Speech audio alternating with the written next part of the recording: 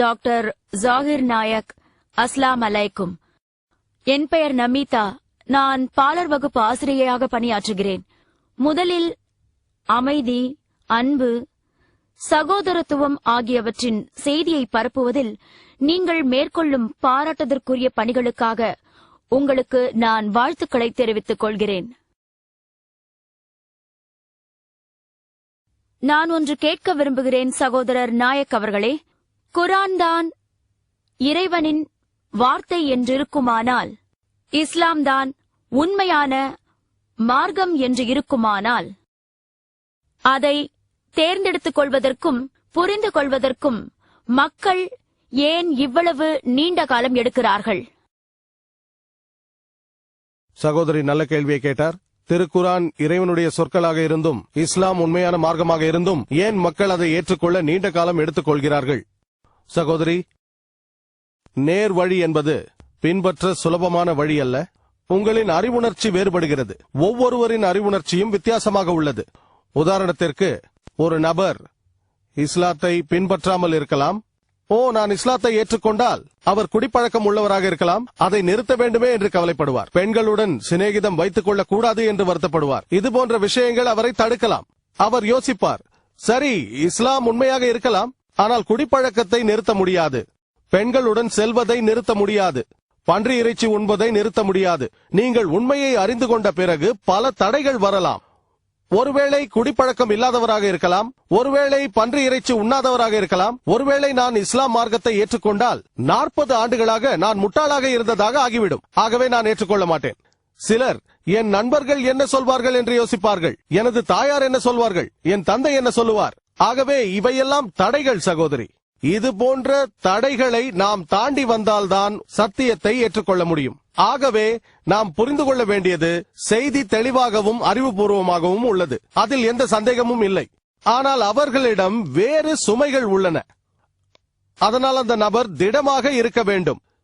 சரி, ஏற்றுக்கொள்கிறேன். இது உண்மையாக இருந்தால் அதை நான் ஏற்றுக்கொள்கிறேன். அதனால் முஸ்லிம் அல்லாத நண்பர்களை இழக்க நேரிட்டாலும் சரி. மேலும் சகோதரி, இது வெறும் அறிவுணர்ச்சிதான். இஸ்லாம் மார்க்கத்தை ஏற்றுக்கொண்ட பல முஸ்லிம் அல்லாதவர்களை எனக்கு தெரியும். பழைய நண்பர்களையும் அவர்கள் இழக்கவில்லை. மேலும் சிலர் என்னிடம் வந்து, ஜாகிர், முஸ்லிம் அல்லாதவரிடம் பேசினால் அவர்கள் நட்பை இழக்க வேண்டி வரும் என்பார்கள். எனக்கு அநேக நண்பர்கள் இருக்கிறார்கள், என்னை மதிக்கிறார்கள். நீங்களும் என்னை பாராட்டினீர்கள். நீங்கள் முஸ்லிம் அல்லாதவர் தானே? என்னுடைய வேலை உண்மையை எடுத்துச் சொல்வது.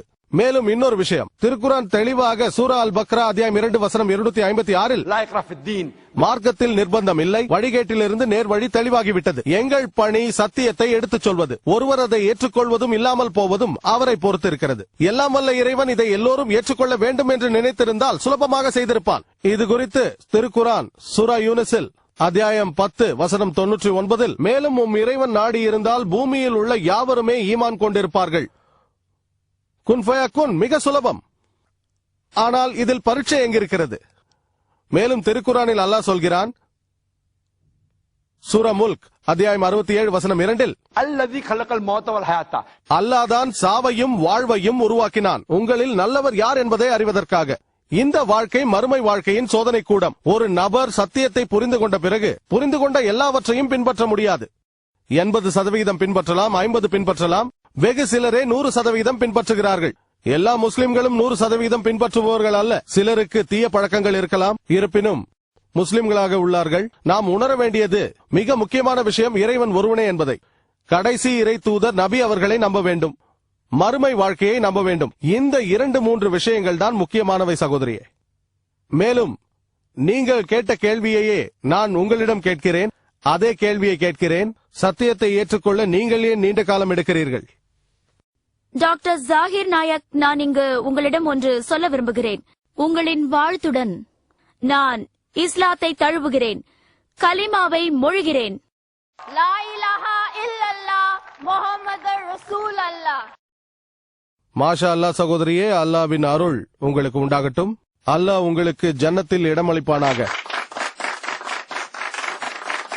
உங்களை வரவேற்கிறோம். அல்லாஹ் சுப்ஹானஹு வ தஆலா அருள் செய்து ஜன்னத்தில் இடமளிப்பானாக. ஆமீன். அடுத்த கேள்வி